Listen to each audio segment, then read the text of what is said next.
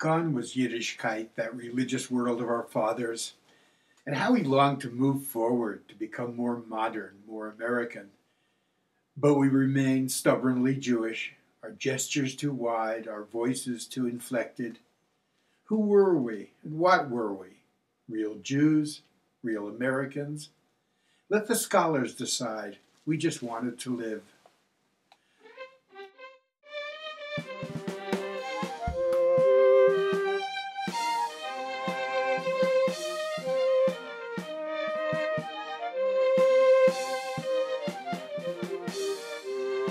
In our town of Horwath, or Horvath, we are absolutely positively in love with God. A synagogue we have, and a bathhouse, and a rabbi who has traveled to both Minsk and to Pinsk, though Pinsk he disliked, and Minsk also he disliked except for the strudel. And one day, in the middle of winter, a man, a poor hapless man, came into our town, lugging on his back a box big enough to carry his wife if he had one. M. Aronson, fine brushes, it said on one side of the box, and M. Aronson, fine brushes, it said on the other side of the box. In gold letters, no less. A peddler, cried Levinsky, a schlepper with a beard, a sneak thief, a ganath, may he swallow venom, may he digest pork, may he choke on his own phlegm, said Katz. And look, gentlemen, he observed, like a sultan he strolls into our best hotel. Impossible, cried Levinsky, a peddler in a good hotel is like a horse in a chair. What kind of chair, said Katz. An armchair, said Levinsky, a sofa. How do I know what kind of chair? What kind of chair? And so we argued then about horses and chairs and whether a horse is even able to sit. But in the meantime, the peddler, M. Aronson, was nowhere to be seen. So we waited for 1 hour, then 2 hours, then 3 hours at that hotel. 5 hours went by, 6 hours. The sun beat like a hammer. A peddler who don't peddle, said Katz, is like a cow in a chair. What kind of cow, said Levinsky. A cow, said Katz. You want a list? What kind of cow?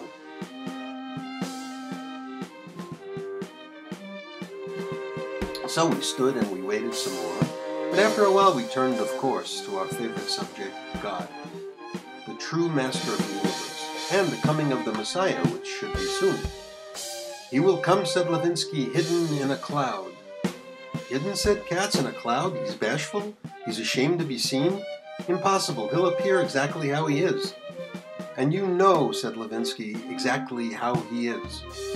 At least, said Katz, my wife isn't fat. And they almost came to blows. But perhaps the Messiah is already here, I said. Who knows, he could be anyone, the rabbi, the butcher, even that peddler Aronson. Aronson with the fine brushes, cried Levinsky, that's a Messiah? But he's short, said Katz. Could the Messiah be short? Why not? He could even be bald, God forbid. Certainly, said Levinsky, my cousin Gershom is bald and he owns 10 cows. Again with the cows, said Katz. So what is he up to, our Messiah, I said. May he fall in a well, said Katz. Of boiling water, said Levinsky. Do you think, said Katz, that he's really the Messiah? Stranger things have happened, I said, but I couldn't think of one.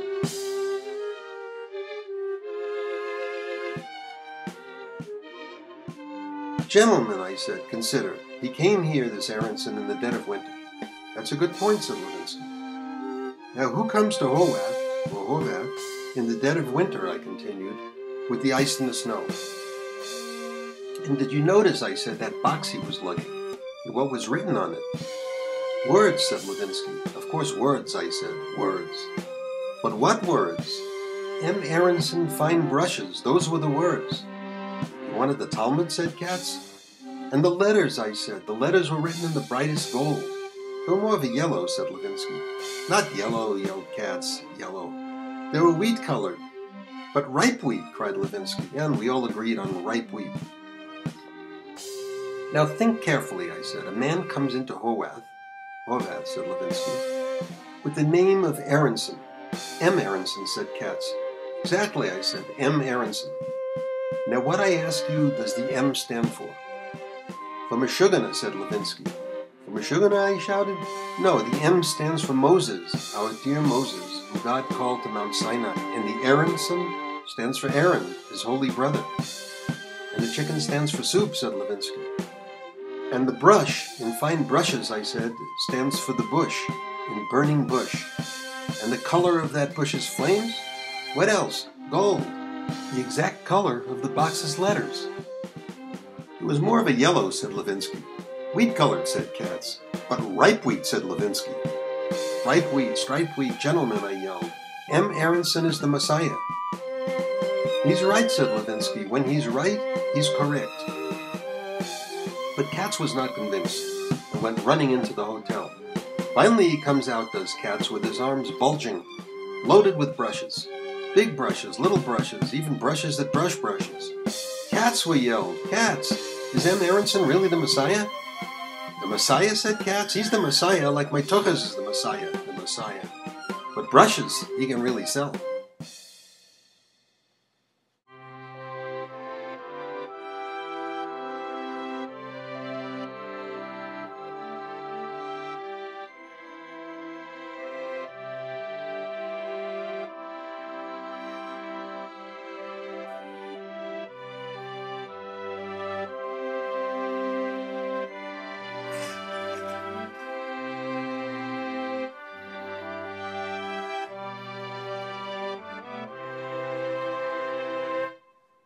Dear Minna, they have everything here. Not like in the city. Forests, lakes, you can breathe here. Apples hang from trees, delicious huckleberries. The woods are so thick you can't see in them. There are wolves here and black bears too, but they leave you alone. The hotel also has a dog, a collie dog. The handyman is a local man, a Gentile, Otto, a real workhorse. Mr. Glickstein is the owner, a Jewish man, Orthodox, very observant, but he's comical. David, he said, you should dress more casual. So I said, what, I'm a farmer now, Mr. Glickstein? And we had a laugh.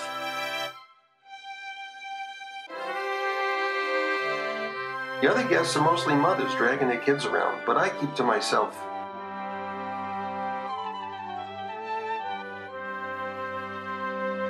There's a village near here, Minna, Brownsburg, a tiny hamlet. You drive over hills to get there. I bought peaches there, and apricots, and seedless grapes even. Delicious. There were even Jews in the street, Hasids, Ishkabibbles I call them, with the hats and the earlocks, milling around, gabbling, waving their hands. Nuts. Fanatics, Minna. I couldn't even look at them. Ridiculous.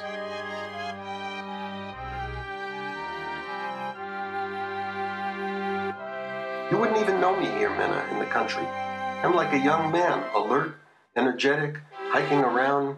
I even fished using earthworms. Can you believe it? Your brave brother? Do I sound crazy? Who cares? So I'm pounding my chest a little.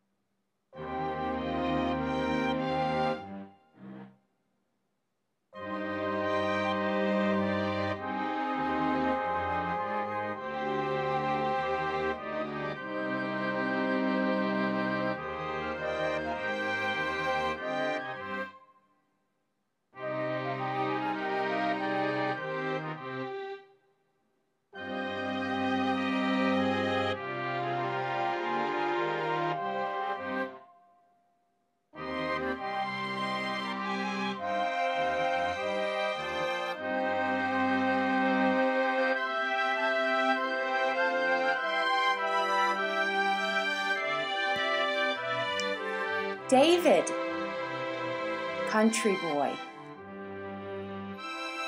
Sid says hello. It sounds nice there in the country. Hills, dales. I picture lambs gambling, like in Mama's stories. Poland, remember? Papa and that crazy mule. So long ago, ancient history.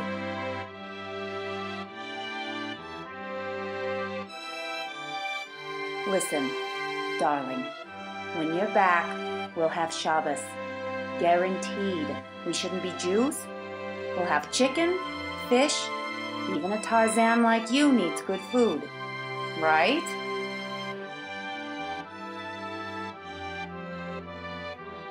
Esther says hello. Esther Levy? Please, David, bundle up at night.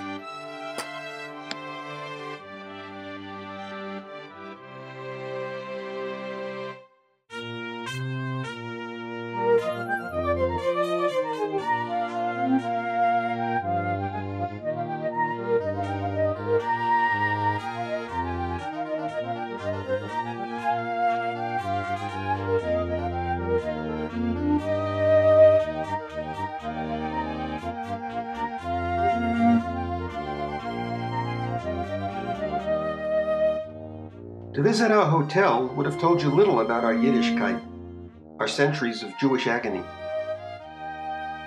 Hikers you would see, and swimmers, and people in lawn chairs sunning themselves.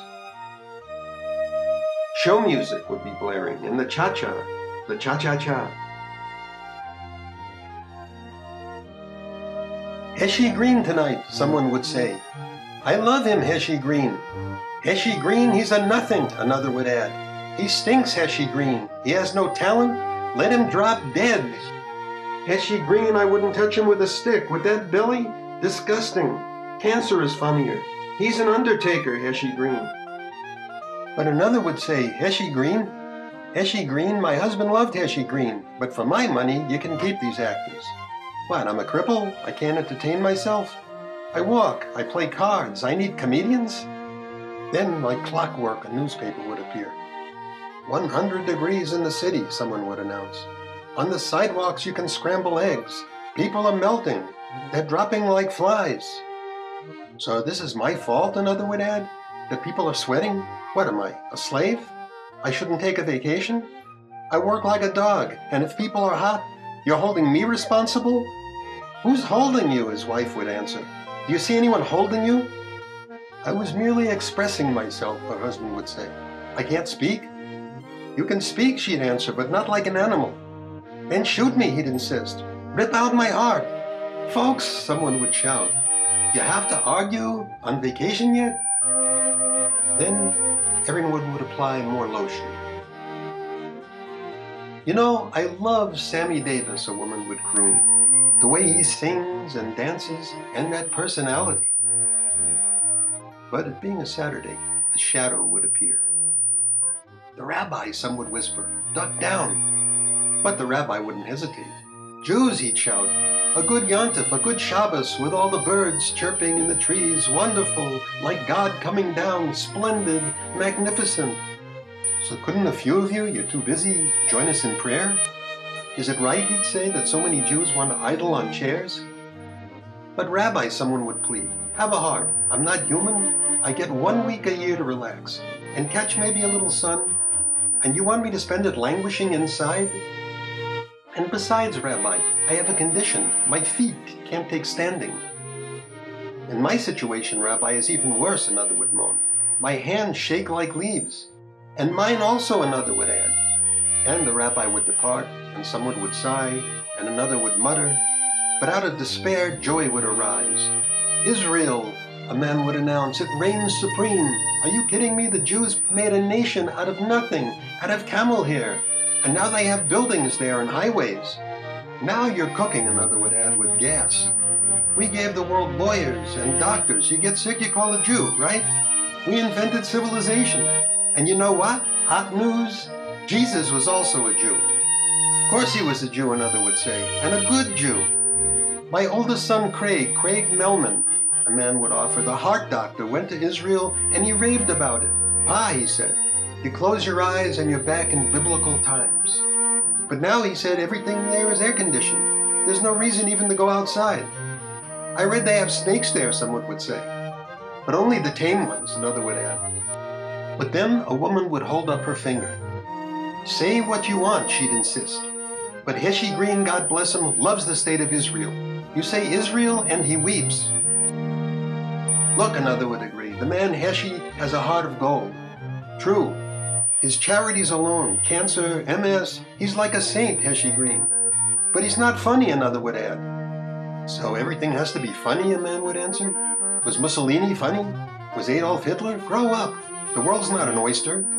I said it was an oyster, the woman would shout. And on they'd go, arguing, complaining, applying fresh lotion. Jews on vacation, enjoying the sun.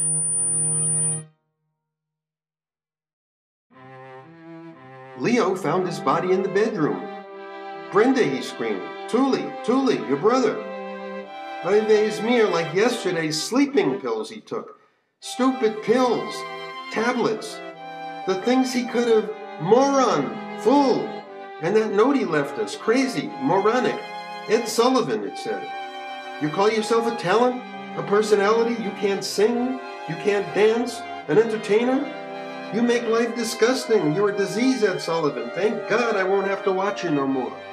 That's what he wrote. Tuli, the lunatic.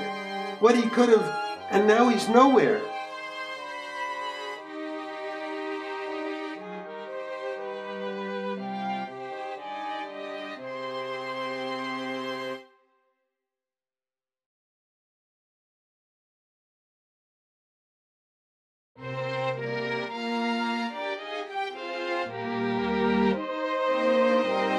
We'd go to all the movies. Stevie, Howie, all of us Jewish kids. We'd sit in the 8th row center and throw candy at the screen. But Essie, the manager's wife, had a big wooden stick, and she'd run down the aisle and poke us with it, and sometimes she'd make us leave. But we hated the love films and the newsreels. We liked the Tarzan movies the best, and the westerns. The Durango Kid was our favorite cowboy. He always dressed in black. Stevie said that he once saw him riding down Main Street on a horse, and that he lived in our town in a secret cave. One day we were in Hebrew school, and Stevie said that he had just eaten some unkosher food, a ham and bacon sandwich with mayonnaise, and that he had changed, and that he had forgotten everything Jewish, and he could only think now of pork and barbecued spare ribs. Above our town was a cow pasture. We liked to play baseball up here. And one day we took up our bats and our gloves, but we didn't have real bases. But Matt Fiegel said we could burn some with matches. But soon the fire started to spread. We slapped it with our jackets, but that didn't work. So we ran yelling down the hill. And soon we could hear the fire sirens and smell the smoke. And when we got to the highway, we could see the red flames. We thought we'd be arrested, but some drunks got blamed. Sometimes we watched the high school boys. They would sit on the movie steps and tell dirty jokes.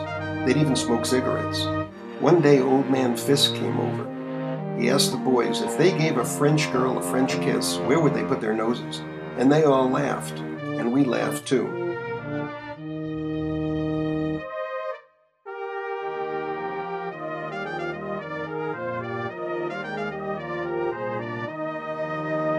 We loved playing punchball. We pretended we were big leaguers. We tipped our caps and we adjusted our socks. We even caught like Willie Mays did. But the Gentile kids made fun of us. They called punchball Jew-ball and ran around like idiots. Our hideouts were in the woods. The doctor's office was there, as well as the Jesse James office. And drunks slept under the trees, and once Teddy Stern crept over to one and peed in his bottle, and the drunk drank it, and we almost puked.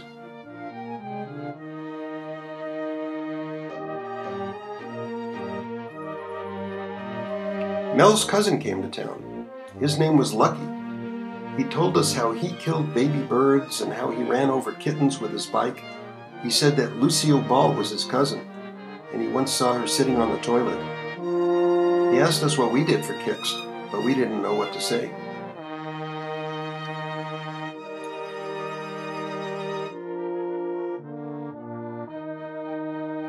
One day Stevie was home alone. Suddenly he had an idea. He would make an invention. So he took his mother's perfumes and put a drop of each one in a water glass. Then he added something else, tomato sauce. Then the glass began to wobble, and the glass began to shake, and a cloud rose out of the glass, and it swirled around the room, and then it shot toward the ceiling. and when it hit the ceiling it exploded and broke apart, and there, in the air floating, were the letters of his name, Stevie.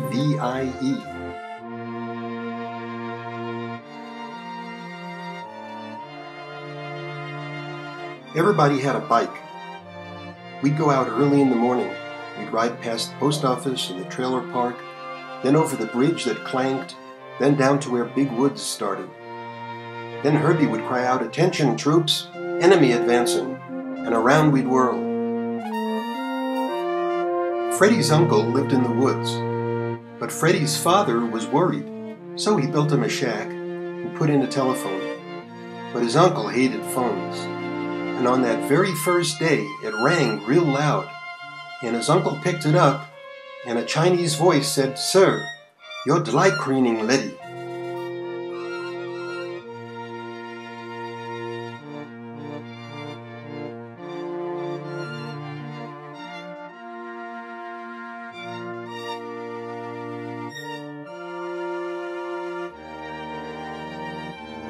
Stevie's Uncle Ben was a famous checker player, and he once played the checker champion of Germany. But the German was crazy and only let him have one checker. But his uncle laughed, and in one incredible move jumped all of the German's men. And the German called him a Schweinhund, and that was the start of World War II. Mel showed us this book. It was all about elephantitis. First your balls itched, then they got big like grapefruits, then watermelons, then they sagged and sank right into the ground, and you had to tape them to your legs. There was a drunk named Futz. He had a glass eye, and Stevie once teased him by calling him Mr. One-Eye, and Futz came running at him, but Stevie punched him in his face, and Futz screamed, and his good eye fell out.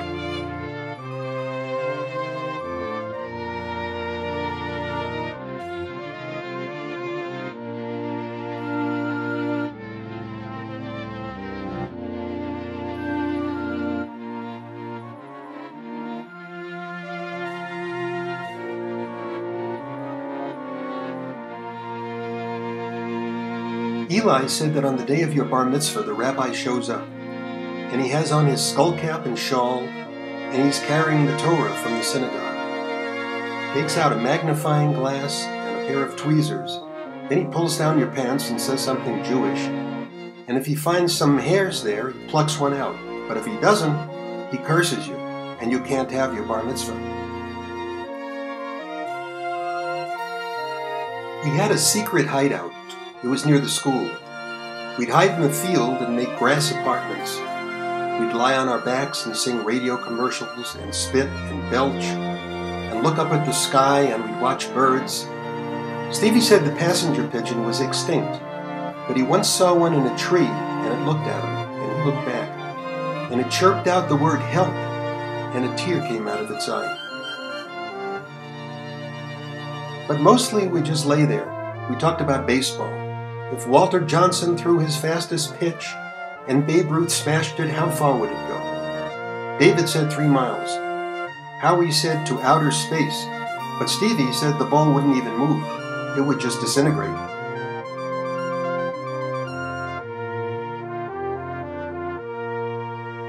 There used to be silent films. They had no sound in them. Actors would just move their mouths, but people hated it. They needed noise.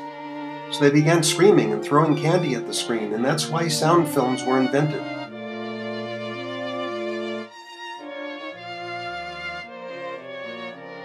Once a man died. It was in New York City. He was walking under the Empire State Building, and a penny came flying down, and it landed right on his head, and it cut through his skull, and it split him in half.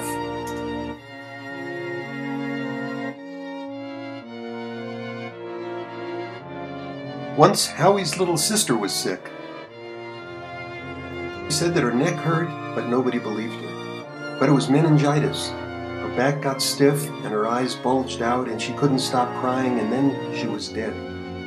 So Stevie went down to the funeral parlor and snuck in, and he crept up to her coffin and peeked inside, and he almost fainted. The real body wasn't there. It was just a store dummy, a wooden doll. But he finally did see her, he said. Or at least her ghost. She was standing under a tree and she waved, and she smiled at him, and as he came closer she blew him a kiss, and he felt this icy breeze.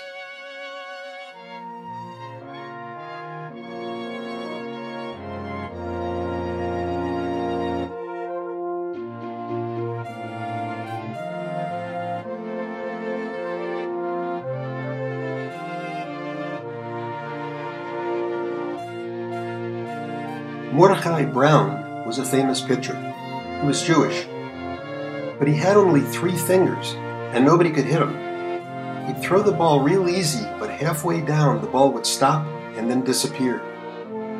But he missed his fingers, so he got an operation for 2 new ones, and they were perfect. And he took his first windup and threw his first pitch, but everyone started to scream.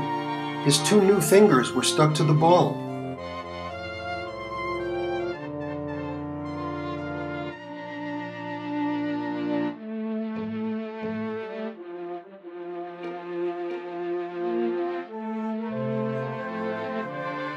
There once was a little boy in our town, and one day his mother came over, and she put him on her lap, and she said, "Johnny, what do you want to be when you grow up?" So the boy thought and thought, and said, "Mother, I want to be a cushmaker." And his mother laughed, and she thought, "Cushmaker, how cute. That must be baby talk." Then the boy was sent to kindergarten, and his teacher came over, and she asked him what he wanted to be, and he said in a very clear voice, "I want to be a cushmaker." And his teacher smiled, for she thought he said cushion maker, which showed great ambition, so she smiled again and gave him an A+ and a gold star and an E for excellent, and wrote cushion maker in her book. And then the boy went to high school, and he was asked about his plans, and again he said, "I want to be a cushmaker." And the teachers nodded and pretended to understand, for they were all college graduates and were supposed to know everything. Then the boy got a scholarship, and he went to Harvard. And on the first day, he went into the dean's office, and the dean asked him what courses he wanted, and the boy said, "Give me anything as long as I can be a cushmaker." And the dean was impressed and enrolled him in engineering. And the years passed, and the boy did become an engineer, and he walked into a bank, and he asked to borrow $3 million. And the head banker asked him why he wanted it, and the boy said to become a cushmaker, and the bank liked his determination and gave him all that he asked for. And now finally the boy was ready, and so he hired the greatest builders in the world, and they built him a dish that was unbelievably gigantic, but paper thin and light as a feather. And the dish had hooks all over it, and each hook held a chain, and each chain was fastened to a helicopter. And at last, shouted the boy, "I can be a cushmaker." And then the boy stood up, and he gave the signal, and the helicopters lifted the dish and carried it high over to the ocean. And they let the dish go, and the dish glided, and the dish fell, and as it slipped into the water, it went, "Cush."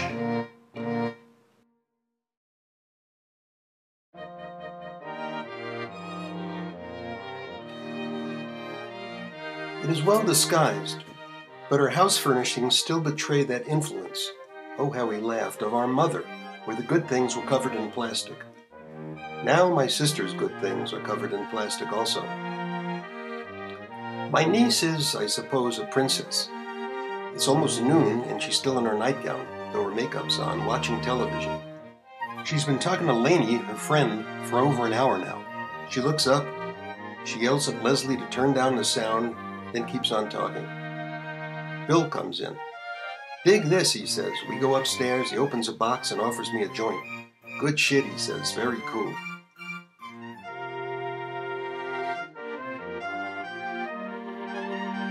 "Soup's on," my sister yells. "I thought we'd have some lunch." She asks me if I'd like a corn. She picks one up. "Ouch, damn corn," she screams. "I'm not eating that," says Leslie. "I'll just have tomatoes."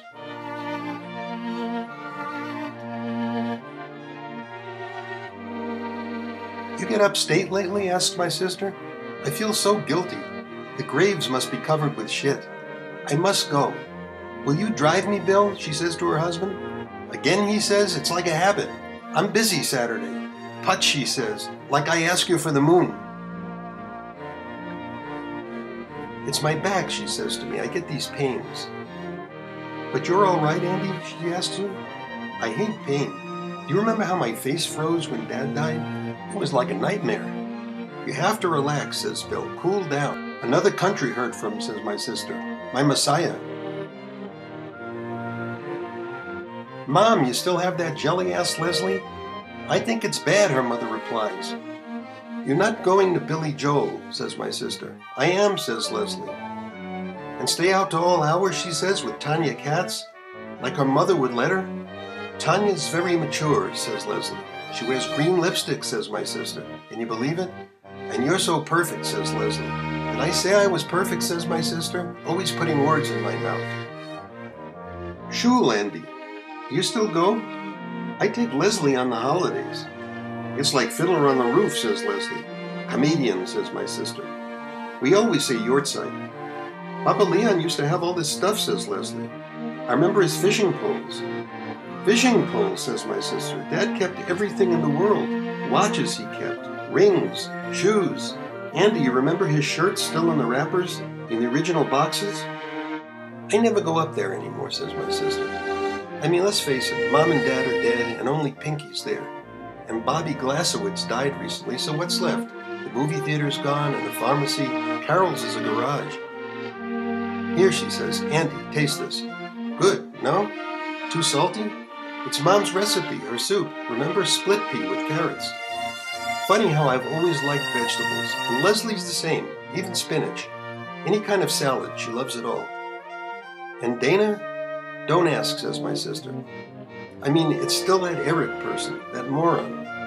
Try someone else, I told her, but no, she says. He's going to leave his wife any day. And I made mistakes too, Andy, she says. I know, I shouldn't have gotten married. I was so young, so stupid. Do you remember Leah Persky from high school, my friend? She's done so well, unbelievable. Remember how Dad used to call her the fat farter? Remember with those smells? You should see her now. So where is he? Bill, my husband. Everything's a big production. He went to the store. Watch, he'll come back without milk. Guaranteed. So what are you going to do, Andy, with your life, she says. Bill was in Macy's out on the island. He says they always need help. Mickey works there. Mickey Jakes. You should talk to him, Andy. Could it hurt? Would you believe it, my sister says? I've forgotten how to bake. Crazy. She then says that her friend Nina dropped by yesterday.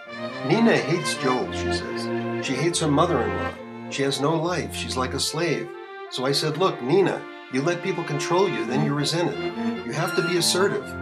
But of course, in the next second, she's running out to Brooklyn to buy Joel socks. Oh, I didn't tell you. Miracle. Kitty showed up, our long-lost cousin. And so we went to lunch. Andy, it was the most comical thing. She brought along this nut. I can't even describe how he looks. He's a Buddhist, and he only eats raw food. Apples, carrots. And Kitty, of course, she hates cooked food also. Despises it. Wouldn't touch it. She was on something, Andy, I'm sure of it. Drugs. I'm glad Aunt Cora isn't alive. Plane roars. They come every half hour. The dishes rattle. Bill comes in. He's got a copy of Prevention magazine. He asks if I read it. You should, he says. It'll improve your health. My sister looks at him. Mr. Healthy, she says. So why do you smoke? You know, says my sister, I could move. Everybody thinks I love New York, but I don't. I could live in the West. Do you remember when I was out there, Andy, in New Mexico with Dana and Leslie? I loved it there with all those mountains. We go upstairs. Bill shows me his weight room. Leslie's closed her door. My sister calls from the kitchen. Anybody want anything? I can't wait all day. Always excited, says Bill. She's crazy, your sister.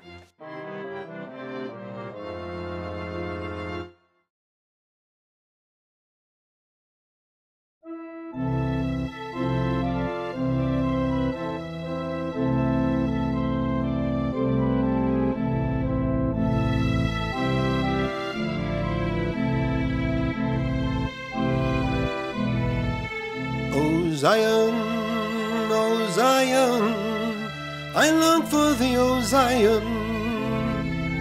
O jewel, O treasure, O sanctum of my soul. For there sweet music plays. For there, oh there, my God awaits me, smiling, benevolent, like a child he lifts me and caresses my hair.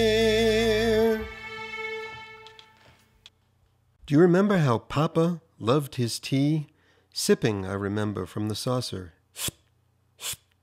Lemon, sugar, his lips wet, gleaming, glistening, and Mama, dear Mama, like an angel from heaven calling out, "A little more butter, Morris, more herring, more pot cheese." God, amazing. Everything she made, Mama, everything. Breads, stews, nut cake, sponge cake, was like honey flowing.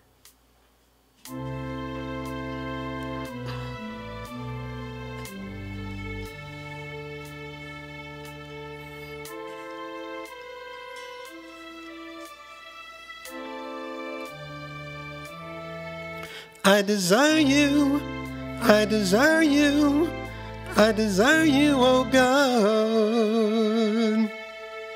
Like a river receding desires its bed. I embrace you, I embrace you, I embrace you, oh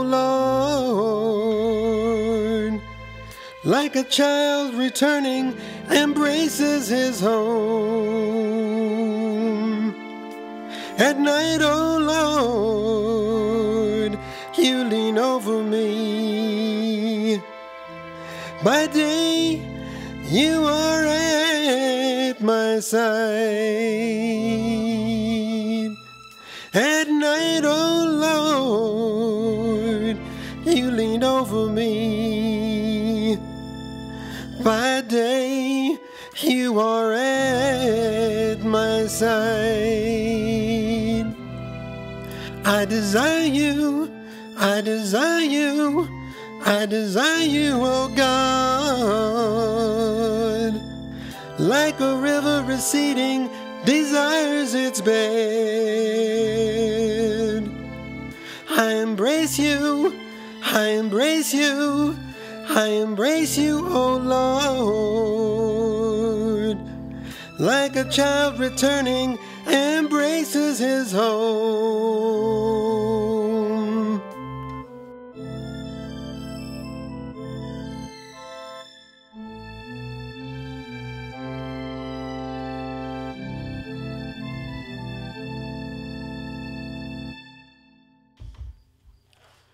Papa, Papa, my dearest Papa, why on this night do we eat unleavened bread? Why on this night do we eat chorosis, morar? Pesach, Passover, the holy Passover, the kumish, the matzah, the radish, the herbs. Papa, my darling Papa.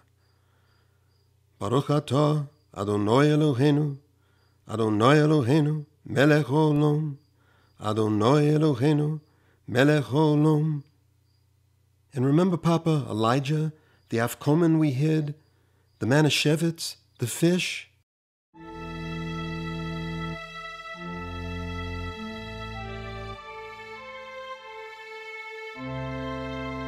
Without you, oh Lord, I admit I cannot stand. No ground, no structure can support me. Without you, oh God, like a drunk I start to fall.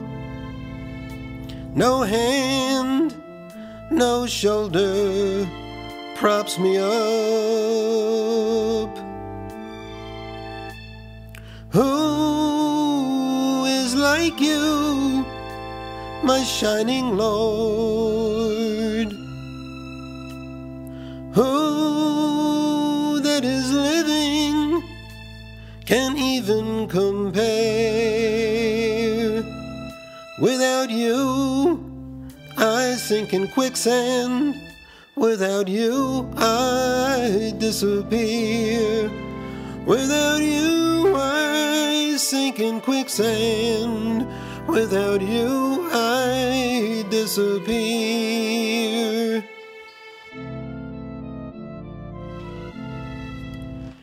And Brenda died, and Sammy Orloff, and Harry's daughter from Boca Raton, and your Mel, and my Doris, and Sally Katz, and Izzy Pearl, all dead, dead. And Mama also, may she rest in peace. And Mama's cousin, Philly Stein, who played the horses, Fat Leo's son. And Sally Rubin, and Aaron Chase, and Nat the barber, who loved to sing. Harry Kubelski from Heart Disease, and what's her name, Marcia, Myra, Brunevsky, with all those crazy dogs she had.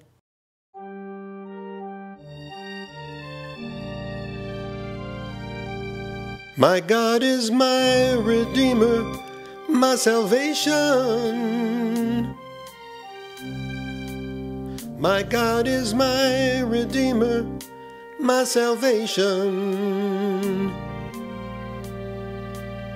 He is my morning, He is my night. Let other people stare at the heavens. Let other people examine the skies. But my God, the absolver is beyond all conception. Like the air He surrounds me, like enveloping wind. Hurt me, and my Lord comes running. Strike me, and He springs into view. My God is my Redeemer, my salvation. He is my substance. He is my food. So Harry took us, he did, to Ruby Foo's by the Brooklyn Bridge. And they had, of course, everything there. Spare ribs, egg rolls, and those fat little dumpling things, bantons, wontons, and shrimps they had. The most wonderful butterfly shrimps.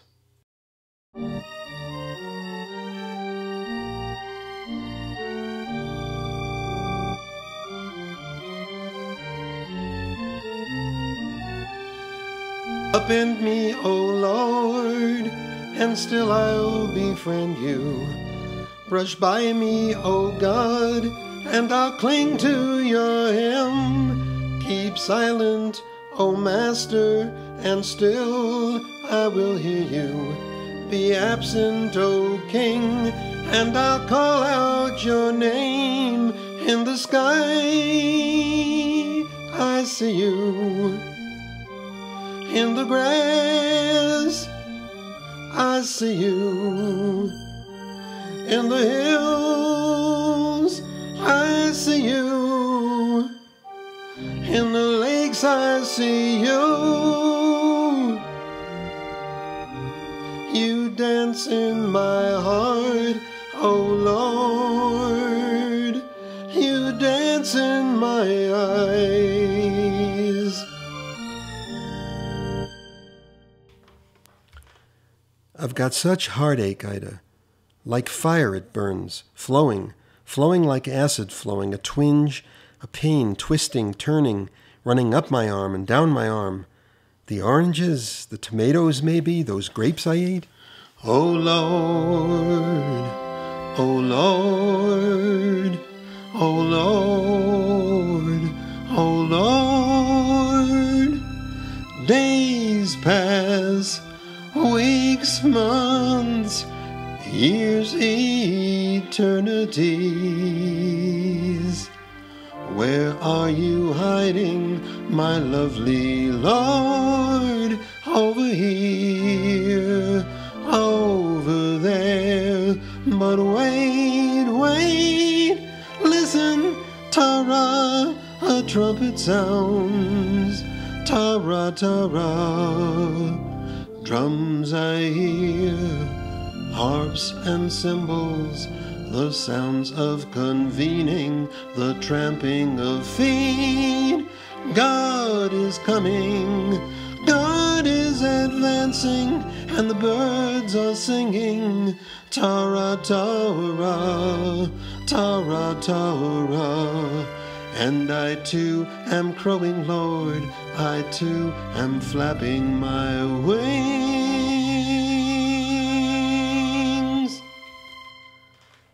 So I said, please, David, please throw me away. Rip out my heart, my lungs, David. You're not going to college? How will you live, my darling? How will you live? On air? On the charity of others?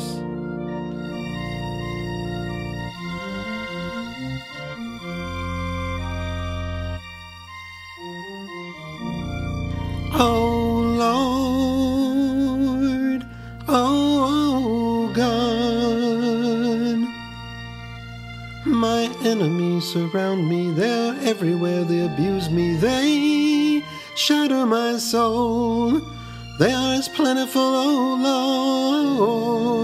Lord, as the leafy forest, they are as numerous, oh God, as the spreading trees.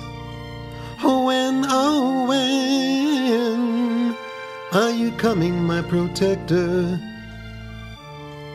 When, oh when will you appear? Each day I swear it, I look out for you.